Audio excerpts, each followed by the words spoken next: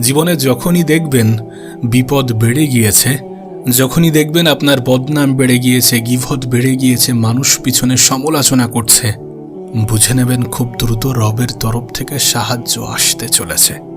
যখনই দেখবেন মানুষ আপনাকে নিচে নামানোর চেষ্টা করছে, বুঝে নেবেন আপনি অনেক উপরে উঠতে চলেছেন। কারণ মানুষ তাকেই নিচে নামানোর চেষ্টা করে যার মধ্যে উপরে ওঠার মতো ক্ষমতা থাকে। মানুষ তাকে নিয়েই সমালোচনা করে যে বড় কিছু করার ক্ষমতা রাখে। শুধু আপনার কাছে অনুরোধ করব, আপনি আল্লাহর উপরে ভরসা রেখে একটু সবর করেন, একটু ধৈর্য ধরেন। আপনি তো জানেন, অত ইজ্জু মান তাশা অত জিল্লু মান তাশা। যাকে আল্লাহ উঠায় তাকে নামানোর মতো ক্ষমতা এই পৃথিবীর কারো নেই। দেখুন, কখনো কখনো আল্লাহর পরিকল্পনা এবং আমাদের চিন্তাভাবনা এক হয় না। একটা কথা মনে রাখবেন, জীবনে অনেক খারাপ কিছুর মধ্যেও অনেক ভালো কিছু লুকিয়ে থাকে। না, যদি এমনটা হয় যে আপনি আল্লাহর কাছে কিছু চাইলেন কিন্তু পেলেন না, হতে পারে আপনি যতটা চাইছেন রব তার থেকেও বেশি কিছু, তার থেকেও ভালো কিছু সাজিয়ে রেখেছেন। আপনি যতটা পরিকল্পনা করে রেখেছেন, হতে পারে আল্লাহ পাক তার থেকেও উত্তম কিছু পরিকল্পনা করে রেখেছেন আপনার জন্যে। বিশ্বাস করুন, রবের কুদরত যখন আপনাকে তুলতে চাইবে তখন সেটা আপনার কল্পনার বাইরে থাকবে না। আজ হয়তোবা আপনি আল্লাহর উপরে অখুশি, হয়তোবা আপনার খারাপ সিচুয়েশনের জন্য, আপনার খারাপ পরিস্থিতির জন্য আপনি আল্লাহ পাককেই দায়ী করেন। কিন্তু একটা নির্দিষ্ট সময় পরে যখন মনে হবে যে না, আমার জীবনে যেগুলো ঘটেছিল সেগুলো আমার ভালোর জন্য ঘটেছিল, তখন আপনি আল্লাহ পাকের প্রশংসা করতে বাধ্য হবেন। আর বিশ্বাস করুন, ঠিক এমনটাই হবে। কারণ তিনি আমার আপনার থেকে অনেক ভালো পরিকল্পনাকারী, তিনি উত্তম পরিকল্পনাকারী, তিনি সর্বশ্রেষ্ঠ পরিকল্পনাকারী। তিনি আপনার বিষয়ে আপনার থেকেও ভালো জানেন, উত্তম জানেন। বিশ্বাস করুন, অনেক সময় আপনি দুর্বল হওয়া সত্ত্বেও, আপনি যুদ্ধে পরাজিত হওয়া সত্ত্বেও জয়লাভ করতে পারেন। আপনি একবার এজিদের কথা ভাবেন, একবার ইমাম হুসাইনের কথা ভাবেন। সেই যুদ্ধে এজিদ বাহিনী কিন্তু অনেক শক্তিশালী ছিল, তাদের কাছে কিছুর অভাব ছিল না, তাদের কাছে বেশি সৈন্য ছিল, তাদের কাছে বেশি অর্থ ছিল, তাদের কাছে বেশি অস্ত্র ছিল। কিন্তু সেই পরিস্থিতিতে ইমাম হুসাইনের কাছে কিন্তু ততরূপ সামগ্রী ছিল না। শুধু একটা জিনিসই ছিল, সেটা হচ্ছে আল্লাহর উপরে বিশ্বাস, আল্লাহর উপরে ভরসা, আশা, আস্থা। আজ আমরা কখনোই কি কোনোভাবে এজিদের প্রশংসা করি না। তার কারণ তার মনোভাব, তার চিন্তা ভাবনা। যদি আপনি কোনো কঠিন পরিস্থিতি, কঠিন সময়, কঠিন মুহূর্তের মোকাবেলা করেন, তাহলে একবার মনে করেন সেই পরিস্থিতির কথা। আপনি অনেক বেশি দুর্বল আর আপনার সামনে বিশাল সৈন্য দাঁড়িয়ে আছে। আপনি সমস্ত পরিস্থিতি দেখে বুঝতে পারছেন যে এই যুদ্ধে আমার পরাজয় নিশ্চিত। তারপরেও আপনি আল্লাহর উপরে আশা, ভরসা সমস্ত কিছু জারি রেখেছেন, রবের প্রশংসায় লিপ্ত আছেন। তারপরেও আপনি একজন শক্তিশালী, একজন শ্রেষ্ঠ যোদ্ধার মতো লড়াই করেছেন। কোনো যায় আসে না আপনি কতটা সফলতা হাসিল করেছেন, কোনো যায় আসে না আপনি কত কিছু অর্জন করেছেন, কতটা জয়ী হতে পেরেছেন। যায় আসে এই বিষয় নিয়ে আপনি আপনার রবের প্রতি কী রূপ ধারণা রেখেছেন। কঠিন পরিস্থিতি, খারাপ পরিস্থিতি, বিপদের সময়ে আপনি আপনার রবকে কতটা স্মরণ করেন, কতটা মনে করেন, কতটা তাঁর প্রশংসা করেন। আপনার কঠিন সময়ে যদি কোনো অভিযোগ না থাকে, যদি কোনো আফসোস না থাকে, যদি কোনো হারানোর ভয় না থাকে, যদি আল্লাহর প্রতি সমস্ত বিশ্বাস বজায় থাকে, যদি মনে সাহস এবং মুখে হাসি থাকে, তাহলে নিশ্চয়ই আল্লাহ পাক আপনার দ্বারা খুশি হবেন।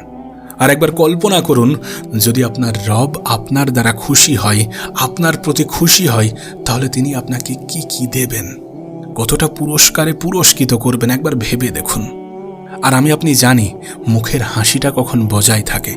খারাপ পরিস্থিতি, কঠিন পরিস্থিতি কখন কিভাবে মুখের হাসিটা বজায় থাকে, যখন আল্লাহর প্রতি কোনো অভিযোগ থাকে না, যখন আল্লাহর প্রতি কোনো নারাজগি থাকে না, তখনই তো মুখের হাসিটা বজায় থাকে। তখনই তো মানুষ কঠিন সময়কে, খারাপ সময়কে হাসি মুখে অ্যাকসেপ্ট করে আল্লাহর প্রতি শুকরিয়া আদায় করতে পারে। আর বিশ্বাস করুন, যখন আপনি শুকরিয়া আদায় করবেন, যখন আপনি অভিযোগ করা ছেড়ে দেবেন, যখন আপনি প্রশংসায় লিপ্ত থাকবেন, তার মানে আপনি ধৈর্য ধরাটা শিখে গেছেন।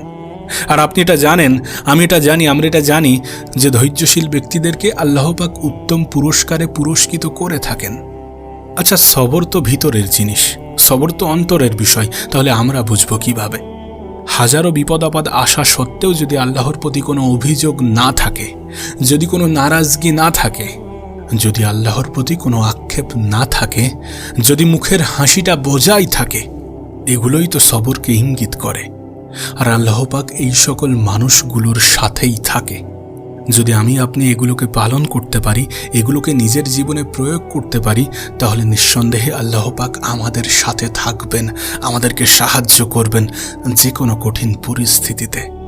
কারবালার ঘটনার ক্ষেত্রেও বিষয়টা এমনই ছিল। যুদ্ধে হেরে যাওয়া সত্ত্বেও রব ইমাম হুসাইনের সাথেই ছিল। এবং প্রকৃত অর্থে যদি আমি আপনি একটু খেয়াল করি, যদি একটু বোঝার চেষ্টা করি, যদি একটু ভাবি, যদি একটু দেখি, তাহলে দেখব তিনি যুদ্ধে পরাজিত হননি, বরং জয়ী হয়েছেন।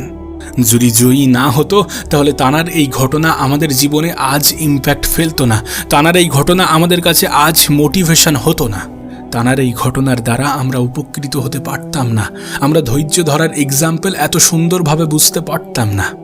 নিশ্চয়ই সেই ময়দানে আল্লাহ পাক ইমাম হুসাইনের সাথেই ছিলেন।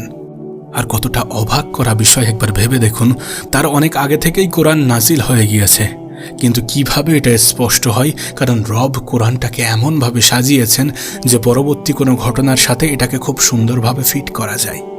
তবে আমি আবারও একবার বলতে চাই যে আমার আপনার চিন্তাভাবনা আর আল্লাহর পরিকল্পনা এক নয়। যে বিপদ, যে আপদ, যে খারাপ সময়কে আমরা নেগেটিভভাবে দেখছি, হতে পারে রব সেটাকে আমাদের জীবনে পজিটিভভাবে পাঠিয়েছেন। হতে পারে সেটার মধ্যেও কোনো না কোনো মেসেজ, কোনো না কোনো বার্তা লুকিয়ে আছে। হতে পারে সেটাই আমাদের জীবন পরিবর্তনের কারণ হচ্ছে। তাই আপনার কাছে অনুরোধ করব, একটু ধৈর্য ধরুন, একটু সুস্থ মস্তিষ্কে ভাবুন, একটু আল্লাহ পাকের শুকরিয়া আদায় করুন, একটু রবের উপরে ভরসা, আশা, আস্থা বজায় রাখুন। এটা আমাদের জন্য দুর্ভাগ্যের, না, এটা সত্যি আমাদের জন্য দুর্ভাগ্যের যে আমরা মুসলিম হওয়া সত্ত্বেও নেগেটিভ চিন্তায় আচ্ছন্ন, নেতিবাচক চিন্তায় আজ আমরা কিছুটা আসক্ত হয়ে পড়েছি। আপনি দেখুন, যদি কোনো ব্যক্তি, যদি কোনো মানুষ মুসলিম উম্মার জন্য কিছু করতে চাই, আমরা নিজেরাই বলি কি লাভ এটা করে কোনো লাভ হবে না, কোনো পরিবর্তন আসবে না। যেখানে আমাদের পজিটিভ জিনিসটাকে খোঁজা উচিত, যেখানে আমাদের পজিটিভ জিনিসটাকে গুরুত্ব দেওয়া উচিত, যেখানে আমাদের পজিটিভ ভাবা উচিত, সেখানে আমরা বলি যে এটা করে কোনো লাভ হবে না, অমুক অমুক সমস্যাগুলোর তো কোনো সমাধান হয়নি, ফিরে আসো নেতিবাচক চিন্তার দিকে, নেগেটিভিটির দিকে ফিরে আসো, তুমি এত পজিটিভ কেন ভাবো? অর্থাৎ কাউকে পজিটিভ চিন্তা করতে দেখলে আমাদের কেন যেন একটু গা জ্বালা করে, আমাদের কেন যেন একটু বেশি হিংসাত্মক চিন্তা ভাবনা চলে আসে। এবং দুঃখজনকভাবে কখনো কখনো এই ধরনের চিন্তাভাবনা তাদের মধ্যেই দেখা যায় যাদেরকে আমরা অনুসরণ করি। যেমন আমাদের বাবা মা। যখন একজন পিতা নেতিবাচক চিন্তা করেন, যখন একজন পিতা নেগেটিভ চিন্তা করেন, যখন একজন মা নেতিবাচক চিন্তায় আসক্ত, তখন সেই পরিবারে কিভাবে কৃতজ্ঞ সন্তান তৈরি হবে? যদি পিতামাতারাই সবসময় অভিযোগ করতে থাকে, তাহলে সন্তানরা কি অভিযোগ করবে না? বিশ্বাস করুন, আমাদের পারিপার্শ্বিক প্রভাব আমাদের জীবনে অনেক বেশি পড়ে। যদি বাবা মায়ের কাছ থেকে কোনো সন্তান কৃতজ্ঞতা না শেখে, তাহলে কার কাছ থেকে শিখবে? যদি কোনো বাবা মাই আল্লাহ পাকের শুকরিয়া আদায় না করে, তাহলে সন্তান কিভাবে করবে? কিভাবে দেখবে? কোথা থেকে দেখে শিখবে যে রবের শুকরিয়া আদায় করাটা প্রয়োজনীয়? যিনি না চাইতেই আমাদেরকে এত কিছু দেন, তিনি প্রশংসা ডিজার্ভ করেন। আচ্ছা, আমরা নিজেরাই যদি নিজেদেরকে প্রশ্ন করি যে সৃষ্টিকর্তা কি প্রশংসা পাওয়ার যোগ্য নয়, উত্তর কি আসবে? আপনার কি মনে হয়? আপনি জানলে অবাক হবেন এই সমস্ত জিনিসগুলো সমাজে কতটা প্রভাব ফেলে। আপনি দেখবেন অনেক মুসলিম আছে যারা মৌখিক মুসলিম হতে চায়, কিন্তু প্র্যাকটিক্যাল মুসলিম হতে চায় না। যদি আপনি তাদেরকে জিজ্ঞাসা করেন, তাহলে তারা বলবে যে প্র্যাকটিক্যাল মুসলিমদের জীবনের সমস্যা বেশি, তারা সবসময় কোনো না কোনো বিপদ আপদের মধ্যেই থাকে। একবার ভেবে দেখুন, যাদের কাছে স্বর্গীয় বিষয়টা আছে, তাদের দ্বারাই যদি নেগেটিভিটি প্রচার হয়, তাহলে বিষয়টা কেমন দাঁড়াবে?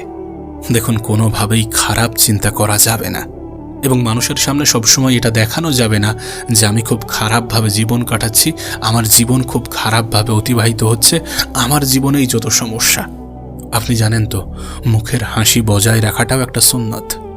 যখন আপনি আল্লাহকে ভালোবাসেন এবং নিঃসন্দেহে আল্লাহ আপনাকে ভালোবাসে, তখন কেন আপনাকে এত বেশি দুশ্চিন্তাগ্রস্ত দেখাবে? যখন আপনি আল্লাহর উপরে বিশ্বাস রাখেন, তাহলে কেন আপনার দ্বারা সমাজে নেগেটিভ বার্তা পৌঁছাবে? আপনি যত বেশি ইসলামকে ডিটেলসে জানবেন, যত বেশি ইসলামকে গভীরভাবে জানবেন, তত বেশি রবের শুকরিয়া আদায় করবেন, তত বেশি পজিটিভ ভাববেন, তত বেশি পজিটিভ বার্তা মানুষের কাছে পৌঁছে দেবেন। ইসলাম একটা শান্তির ধর্ম, নিঃসন্দেহে একটা শান্তির ধর্ম। এই বার্তাটা মানুষের কাছে পৌঁছে দেওয়াটা আমাদের কর্তব্য, আমাদের দায়িত্ব। আপনার কি মুসা আলাইহিসসালামের সেই ঘটনা মনে পড়ে না? তিনি যখন নীল নদ পার করে অপর প্রান্তে চলে গেলেন, তার সাথে বনি ইসরায়েলের হাজার হাজার মানুষ, যারা তাদের ঘর বাড়ি হারিয়েছেন। একবার ভাবুন, আমাদের এই সাইডে যে পরিমাণ গরম পড়ে, তার থেকে অনেক বেশি গরম মরুভূমিতে। সেখানে একদল মানুষ ঘর বাড়িহীন, নিঃস্ব হয়ে মরুভূমির তিক্ত গরমে দাঁড়িয়ে আছেন হতাশাগ্রস্তভাবে। তাদের উদ্দেশ্যে মুসা আলাইহিসসালাম বক্তব্য দিতে যাচ্ছেন। আপনার কি মনে হয় সেই পরিস্থিতিতে মুসা আলাইহিসসালামের বক্তব্য কেমন হওয়া উচিত? অবশ্যই বলা উচিত যে আপনারা ধৈর্য ধরুন, কিন্তু না, তিনি সেখানে তেমনটা বলেননি। তিনি বললেন আল্লাহর কৃতজ্ঞতা আদায় করার জন্যে। কতটা অবাক করা বিষয় না? তিনি ধৈর্য নিয়ে খুতবা দেওয়ার পরিবর্তে কৃতজ্ঞতা নিয়ে খুতবা দিলেন। কেউ তো বলতেই পারে যে আমি কি নিয়ে কৃতজ্ঞ হব? বাড়ি ঘর দর ছেড়ে পরিবেশের এই অবস্থা, এই আবহাওয়ায় আমি কি নিয়ে কৃতজ্ঞ হব? আমাদের সন্তানদের দিকে দেখো, তাদেরকে দেখে মনে হয় আমাদের কৃতজ্ঞতা আদায় করা উচিত। পেটে খাবার নেই, আমরা ক্ষুধাই কাতর, গায়ে একটা জামা ছাড়া আর কিচ্ছু নেই। এই পরিস্থিতিতে কৃতজ্ঞতা? কিসের কৃতজ্ঞতা? কিসের জন্য কৃতজ্ঞ হব? কিন্তু আপনি যদি একটু ভিন্নভাবে ভাবেন, আমরা যদি একটু ভিন্নভাবে ভাবি, একটু ভিন্নভাবে দেখি, তাহলে দেখা যাবে এই জন্যে কৃতজ্ঞ হওয়া উচিত। কারণ তারা কিন্তু নীল নদে ডুবে যায়নি, তারা কিন্তু ফেরাউনের বাহিনীর হাতে মারা যায়নি, তারা কিন্তু মিশরীয়দের অত্যাচার থেকে বেঁচে গেছে। তারা কিন্তু এখন আর কৃতদাস নয়, তাদেরকে জবাই করা হচ্ছে না, তাদের মহিলাদের উপর অত্যাচার করা হচ্ছে না। চোখের সামনে মহিলাদের নির্যাতন হওয়ার দৃশ্য পুরুষদেরকে দেখতে হচ্ছে না। এই সব কিছুর জন্য কি কৃতজ্ঞ হওয়া উচিত নয়? কিসের এত অভিযোগ করার আছে? এই ঘটনা আমাদেরকে শেখায়, এই ঘটনা আমাদেরকে বোঝায়, আমাদেরকে অনুভব করায় যে কৃতজ্ঞ হওয়ার জন্যে আমরা সবসময় কিছু না কিছু খুঁজে পাবো।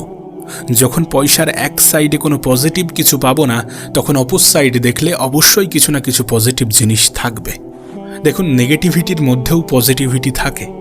আপনি যদি আপনার খারাপ সময়ে ভাবেন যে আমার সাথে এর থেকেও আরও কিছু খারাপ হতে পারত, আমার সাথে এর থেকেও আরও কিছু খারাপ তো ঘটতে পারত, আপনি যদি এমনভাবে চিন্তা করেন, তাহলে আপনি রবের শুকরিয়া আদায় করতে বাধ্য। আমাদের কোনোভাবেই খারাপ চিন্তা করা উচিত হবে না। বিশ্বাস করুন, যদি আমি আর আপনি আল্লাহর প্রতি কৃতজ্ঞ হতে পারি, তাহলে হেদায়েত, রিজিক, স্বাস্থ্য সমস্ত কিছু ঠিক হয়ে যাবে। আমাদের প্রশংসা আল্লাহর দরকার নেই, কিন্তু তারপরেও তিনি খুশি হন আমরা যদি তাঁর প্রশংসা করি। আপনি দেখবেন অনেক সাধারণ নাস্তিক এমন প্রশ্ন করে থাকে যে তোমাদের প্রভুর কেন এত বেশি প্রশংসার প্রয়োজন হয়, তাঁকে কেন এত প্রশংসা করতে হবে? কিন্তু বাস্তবে তারা জানে না যে আল্লাহর কোনো প্রশংসার প্রয়োজন নেই, আল্লাহর কোনো প্রশংসার দরকার পড়ে না। হ্যাঁ, প্রশংসা করলে আমরা উপকৃত হব, রবের শুকরিয়া আদায় করলে আমরা উপকৃত হব। আর সত্যি বলতে, আমরা প্রশংসা করি বা না করি, তিনিই প্রশংসার মালিক। দেখুন, আমরা আমাদের জীবনে যে যাই কাজ করি না কেন, সেটার উপরেও পজিটিভ ধারণা থাকা প্রয়োজন। দুইজন ব্যক্তি হয়তোবা বিসমিল্লাহ বলে খাওয়া শুরু করেছেন, কিন্তু এই দুইজনের মধ্যে একজনের কৃতজ্ঞতার মনোভঙ্গি ছিল, মনোভাব ছিল, আর একজনের ছিল না। বিশ্বাস করুন, এর মধ্যে যেই ব্যক্তি কৃতজ্ঞতার মনোভাব নিয়ে খাবার খাচ্ছেন, সেই ব্যক্তি দুনিয়াতেও লাভবান হবে, আবার পরকালেও লাভবান হবে। এর সম্পূর্ণটা আমাদের চিন্তাভাবনার উপরে নির্ভর করছে।